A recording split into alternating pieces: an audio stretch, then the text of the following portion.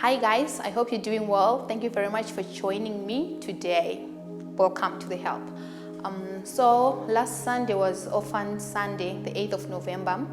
Yeah, the globe or everyone around was just raising an awareness on issues related to orphans and how we can help, maybe trying to get people to understand what it is like for the child, what they're going through, and how their life is altered by all that. So today, I just thought of briefly sharing with you my story.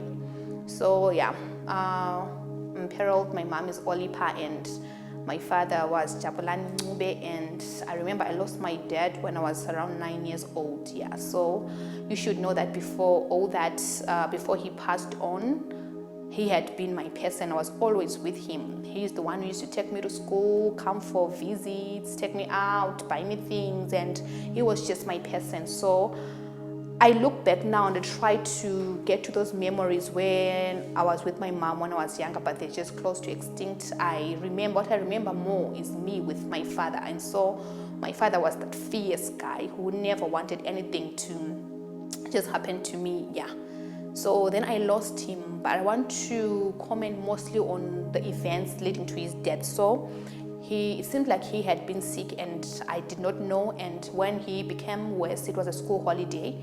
So I was taken to our relatives. I'm from Bulawayo, so Makandeni. I was taken there for the school holidays, and so he was sick and no one told me. I would see the relatives I was with going to the hospital time and again. No one bothered to tell me that it was my father who was sick.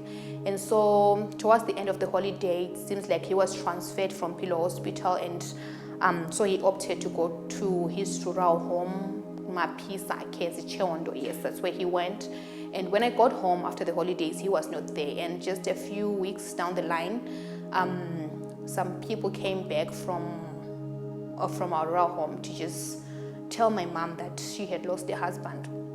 I remember seeing my mom cry, and I still remember that no one really came to me to tell me what was happening. And so because I was a child, I just went back to my usual routines, playing, school, and until the day when I was taken to our rural home and there was a funeral. So this was my first funeral, and my father was the first dead person that I saw in a coffin, and it just hit me hard. So when I was there, no one still told me that it was my father's funeral. I just saw everybody gathered, and I just realized that he was the only person who was not there. And I also want to add the fact that my father never liked it for me to go to our rural homes. So it was just, if we were going, we'd just go there maybe 1 or 2 days and come back. But this time around, I was there and he was not there.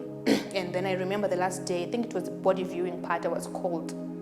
I had been playing, so I was called, saying, they said, just say, come, I want you to see something. And then I just went there, and I remember passing a wall of people like sitting there, others crying. I remember my mom wearing this covered with this huge blanket, and I just went into the room and I saw my grandfather, and he called me and he said, so this is your father. And then so he said, you'll never see him again. He's dead, and you just have to live with that fact.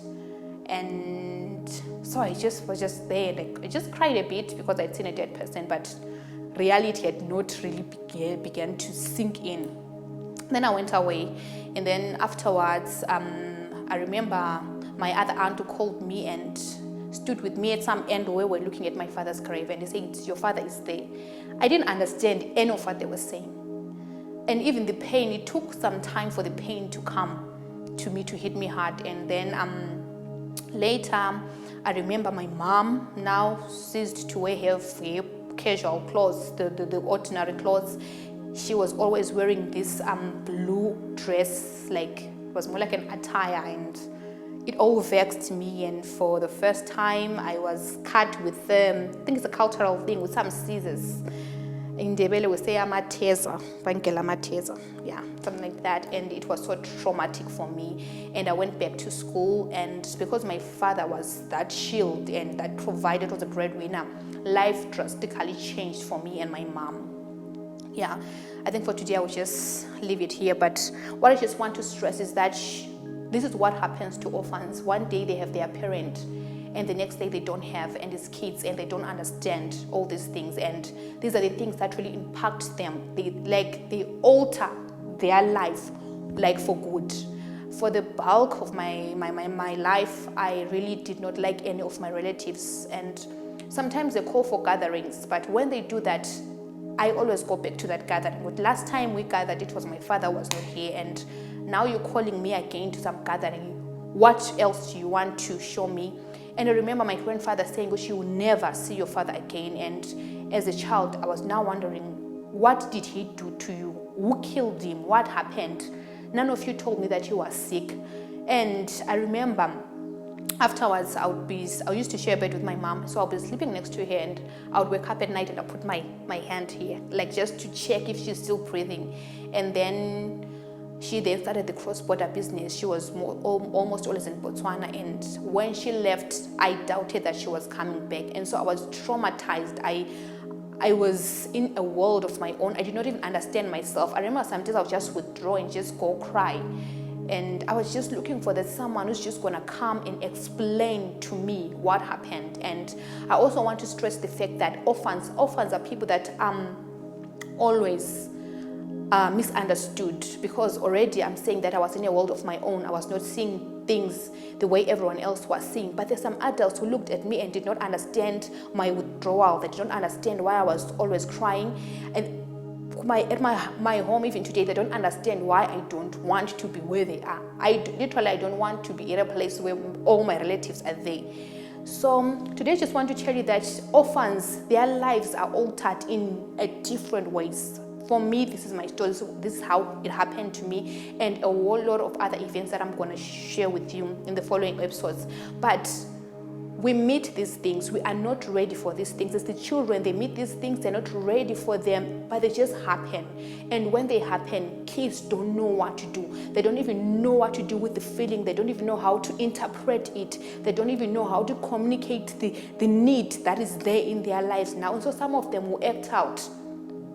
Some of them would withdraw. Some of them, they will do different things. I'm calling out to all of us to try to understand, to take it upon ourselves to be the ones who step out there and make an attempt to understand what the children are going through. If you're an adult, I am sure if you look deep within your life back, and you would literally pick a few events that happened to you when you were a child that literally altered the way you function, and right now maybe struggling to deal with those things. You're trying to act in a manner that everyone else acts, but you can't. You struggle because something happened to you and it altered you, and some of us never got the help. I'm grateful to God because now I'm a social worker and I understand these things. And for the bulk of my life, I could not even talk about my family. With my friends, we just sit there and just say every other issue, like laugh about everything else, but family was always a sensitive thing to me. I could never talk about that. For the bulk of my life, I've really been so mad at my mother. I felt like she left me. My father left me, and I felt like as she was going away to do all this cross-border business, I felt like she was leaving me. But it was also a survival strategy for her, because she needed to work so that we can survive. But I was a child.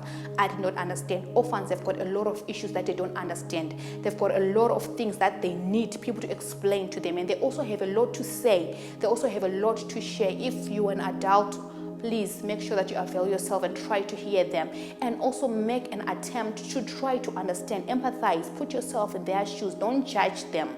Just allow them to come to you, and they will say their issues out, and that way you help them.